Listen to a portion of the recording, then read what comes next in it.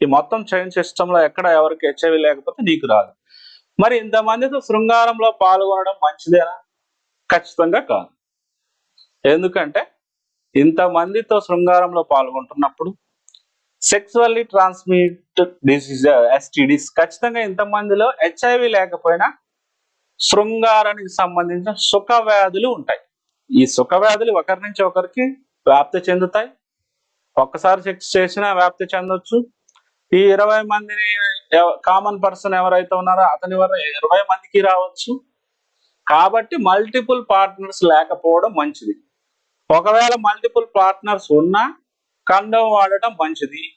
ఒకవేళ కండోమ్ వాడటం కంటే కూడా మల్టిపుల్ పార్ట్నర్స్ కి దూరంగా ఉండటం మంచిది. ఎందుకంటే సుఖ వ్యాధులు వస్తాయి. ఫస్ట్ సిప్లిసిస్, హెర్పిస్, గనేరియా, చాంక్రైడ్ ఇలాంటి సుఖ వ్యాధులు వచ్చిన తరువాత ఈ సెక్సువల్లీ ట్రాన్స్మిటెడ్